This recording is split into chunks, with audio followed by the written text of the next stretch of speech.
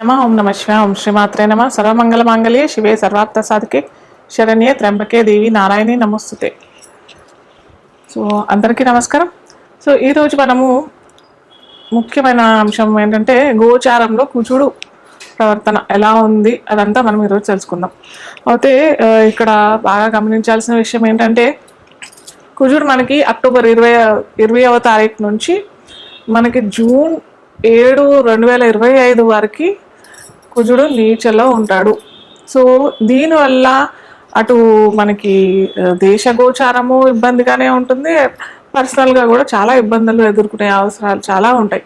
So ఇవన్నీ మనం ఎలా అధిగమిస్తాము, ఎలా మనము ఒక్కొక్క రాశి వాళ్ళు ఎలా చేసుకోవచ్చు, ఇదంతా కూడా చూసుకున్నాం. కానీ ఇదేంటంటే చాలా పెద్ద లాంగ్, అంటే ఒక 6 నెలల కంటే ఎక్కువే మనకి కుజుడు చాలా ఆటుపోట్లు గురవుతాడు. ఏంటంటే అది ఏంటంటే ఇప్పుడు డిసెంబర్ 7 నుంచి కుజుడు వక్రీ అవుతాడు అనమాట.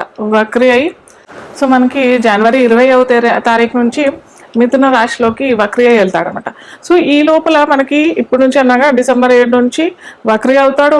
ఒక రకంగా అంత మంచి ఫలితాలు ఇవ్వడు, అలాగే వక్రీ అయిన ఫలితాలు కూడా వస్తాయన్నమాట.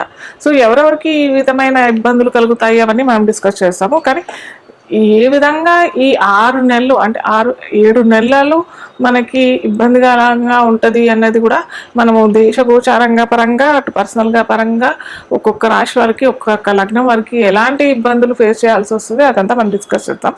అయితే మనకి జనవరి 20 నుంచి చెప్పుకున్నాం కదా మిథున రాశిలోకి వెళ్తాడు అనేసి. మళ్ళీ అప్పటి నుంచి మనకి ఏప్రిల్ 3 దాకా ఇక్కడే ఉంటాడు. ఏప్రిల్ 3 నుంచి మళ్ళీ మనకి దీంట్లో కర్కాటక రాశిలోకి వచ్చేస్తాడు. కర్కాటక రాశిలో కూడా నీచలోనే ఉంటాడు.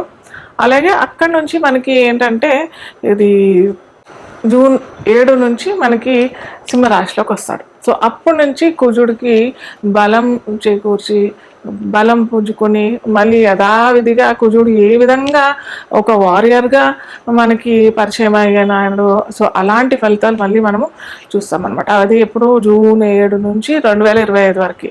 అయితే ఇక్కడ ఇంకొకటి గమనించాల్సిన విషయం ఏంటంటే ఇక్కడ కుజుడు నీచ అని అనుకుంటున్నాం, కానీ ఇక్కడ కుజుడు నీచభంగ రాజయోగం కూడా అయింది. అది ఎలా అంటే కుజుడికి ఉచ్చ రాశి అయిన ఆపోజిట్ మకర రాశి. సో మకర రాశ్యాధిపతిని చూస్తాడు కాబట్టి, మకర రాశ్యాధిపతి అయిన శని ఇప్పుడు ప్రస్తుతం కుంభంలో ఉన్నాడు కాబట్టి, కుంభంలో మనకి వక్రి నుంచి వెళ్ళిపోయాడు కాబట్టి శని కుంభరాశిలో ఉన్నాడు. సో కుంభంని చూస్తాడు కాబట్టి మనకి నీచభంగ రాజయోగం అవుతుంది. కాబట్టి మనకి అంత నీచమైన ఫలితాలు మటుకు ఏం కనిపించవు. కాకపోతే దేశగోచార పరంగా చూసినట్టయితే మనకి భూములు కొనుగోలు తక్కువ ఇవ్వడం, భూము రేట్లు చాలా, అంటే రియల్ ఎస్టేట్ పరంగా చూసినప్పటికీ అంత మార్కెట్ లేకపోవడం. యాక్చువల్గా ఇంకోటి ఏంటంటే భూమికి సంబంధించిన వివాదాలు రావటము, కొన్ని ఆటంకాలు, కొన్ని విస్ఫోటకాలు కూడా జరగాల్సిన పరిస్థితి. కానీ ఇప్పుడు ఇంతకుముందు చెప్పుకున్నాం కదా నీచభంగ రాజయోగం అయ్యింది కాబట్టి ఇవన్నీ నలిఫై అయిపోతాయి అన్నమాట. సో ఇప్పుడు ఒక్కొక్క రాశికి ఎఫెక్ట్ ఎలా ఉంటుంది, ఏం చేసుకుంటే వాళ్ళు ఏం పరిహారాలు చేసుకుంటే కనుక వాళ్ళు చక్కగా వాళ్ళ జీవితాన్ని సరిదిద్దుకోవచ్చో చూద్దాం. ముందరగా చూద్దాం. సో మేష రాశి లగ్నమైన రాశి అయినా మేషం లగ్నం తెలియని వారికి రాశిగా పరిగణించినట్టయితే మేష లగ్నానికి అధిపతి మనకి కుజుడు అవుతాడు. కుజుడు అంటే అంగారకుడు, అంటే ఎరుపు రంగు చెందిన గ్రహం అన్నమాట. సో ఈ కుజుడు లగ్నాధిపతి నీచ అయిపోయాడు ఇక్కడ. సో లగ్నాధిపతి నీచ అయితే మటుకు ఎప్పుడైనా ఎక్కడైనా మనకి అంత మంచి ఫలితాలు అయితే రావు కదా, అందరికీ తెలిసిన విషయమే. సో అలాగే వాళ్ళ జాతక చక్రంలో కనుక కుజమా దశ అంటే అంగారక గ్రహ దశ అంతర్దశలు ఏమన్నా జరుగుతున్నా, లేదా పర్సనల్ జాతకం గురించి చెప్తున్నాను, పర్సనల్ జాతకంలో కుజుడు కనుక ఏ నీచలోనో అష్టమంలోనో షష్టంలో స్థితి పొంది ఉన్నట్టయితే ఈ కుజుడు నీచలో ఉన్న ఎఫెక్ట్ చాలా ఎక్కువగానే వారికి దుష్ఫలితాలు వచ్చే అవకాశాలు ఉంటాయి. సో వాటికి ఎలా ఎదుర్కొంటే వాళ్ళు ఏం చేసుకోవాలి అదంతా మనం ఫైనల్గా చెప్పుకుందాం. కాకపోతే వీళ్ళు ఏంటంటే చాలా జాగ్రత్త పడాల్సిన విషయం ఏంటంటే రిలేషన్షిప్ ఇష్యూస్ బాగా వచ్చే అవకాశాలు ఉంటాయి వీళ్ళకి. సో మీరు తమ రిలేషన్షిప్ అంటే భార్యాభర్తలు అయి ఉంటారు, లేదా ప్రేమికులు అయినా అయి ఉంటారు. సో వీరు చాలా జాగ్రత్తగా ఉండడానికి జాగ్రత్త పడాల్సిన అవసరం ఉంది. ఎందుకంటే సప్తమాధిపతి శుక్రుడు అవుతాడు కదా, కుజుడు నీచలో ఉన్నాడు. ఓకే, కుజుడు నీచలో ఉన్నాడు, సప్తమాధిపతి శుక్రుడు, అలాగే ద్వితీయాధిపతి శుక్రుడు. ఒకవేళ మీరు ఏంటంటే భార్యాభర్తలు అయితే కుటుంబ వ్యవహారాల్లోనూ కలహాలు రావడానికి అవకాశాలు చాలా ఉంటాయి. అదొకటైతే భయాందోళనలకు లొంగే అవకాశాలు చాలా ఉంటాయి. అలాగే మీరు ఏమన్నా జాబ్ చేంజ్ అనుకుంటే మటుకు కూడా చాలా ఇబ్బందులు ఎదుర్కోవాల్సిన అవసరం వస్తుంది. ఎందుకంటే లగ్నాధిపతి రీచ్ అయిపోయాడు కదా. అలాగే దశమాధిపతితో కనెక్షన్ పెట్టుకున్నా కానీ లగ్నాధిపతి రీచ్ అయిపోయేసరికి శని భగవానుడు కూడా అక్కడ ఏమీ ఇవ్వడు, మంచి రిజల్ట్స్ ఇవ్వడు. సో అలాగే శని భగవానుడు ఇక్కడ బాధకాధిపతి అవుతాడు మేషరాశి వాళ్ళకి, మేషలగ్నం మేషరాశి వాళ్ళకి. సో చాలా జాగ్రత్తగా ఉండాలి. ఇదేంటంటే ఇటు రిలేషన్షిప్ పరంగాను, అటు జాబ్ పరంగాను, అటు కుటుంబ బాధ్యతలు లేదా కుటుంబ వ్యవహారాల్లోనూ చాలా ఆచితూచి అడిగేస్తేనే చాలా చక్కటి రిజల్ట్స్ వస్తాయి. సో ఏంటంటే నా సజెషన్ ఏంటంటే ఈ మేషలగ్నం వారు అయితే ఈ వచ్చే జూన్ వరకు చాలా నిదానంగా మీరు చక్కగా ఏంటంటే భగవత్ ఆరాధన ఎక్కువగా, సుబ్రహ్మణ్య స్వామి ఆరాధన ఎక్కువగా చేసుకోండి. కొద్దిగా ఎరుపు వస్త్రాలు కూడా ధరించకపోతేనే చాలా మంచిది. ఎరుపు అలాగే తెలుపు, ఎక్కువగా కొద్దిగా పసుపు రంగు వస్త్రాలు ధరించడానికి ప్రయత్నం చేయండి. ఇలా చేసినట్టయితేనే నేను చెప్పిన పైన చెప్పినవన్నీ సమకూరుతాయి, బాగుంటాయి.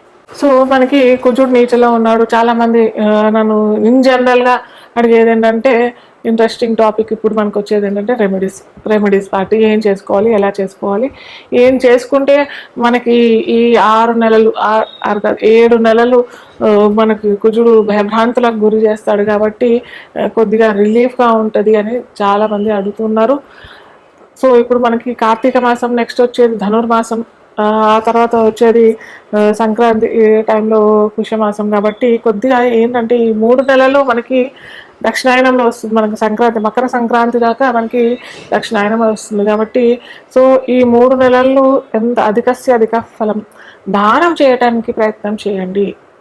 ఏమి చేయాలి అది నేను చెప్తాను. సో కొద్దిగా ఎక్కువగా మనకి నేను ఇంతకుముందు అన్ని రాశులకి, ఒక్కొక్క రాశికి ఏ రాశుల వాళ్ళు దానం చేసుకుంటే బాగుంటుంది లేదా ధారణ చేసుకుంటే బాగుంటుంది అనేసి క్రితం వీడియోస్లో చెప్పాను.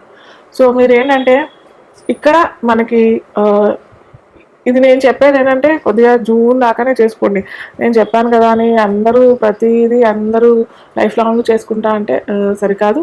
సో కొద్దిగా కందులు దానం చేసుకోవడానికి ప్రయత్నం చేయండి.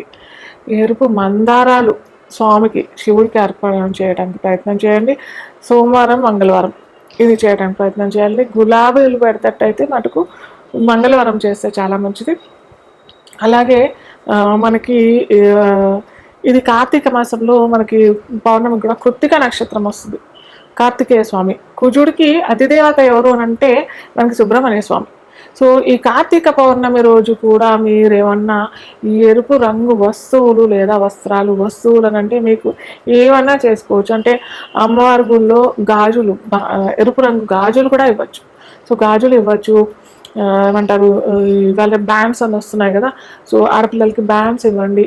ఇలాంటివన్నీ చేసుకోవచ్చు. కందులు మాత్రం మీరు చేసుకునే దాంట్లో చేసుకోండి. ఎంత చేసుకోవాలి అని కూడా చాలామంది అడుగుతుంటారు. సో మీకు తాహత్తుగా ఎంత తాహతే అంత చేసుకో. ఇప్పుడు నేను నెలకు 10 లక్షలు సంపాదిస్తాను, పావు కేజీ డొనేట్ చేస్తాను అంటే అది కరెక్ట్ కాదు.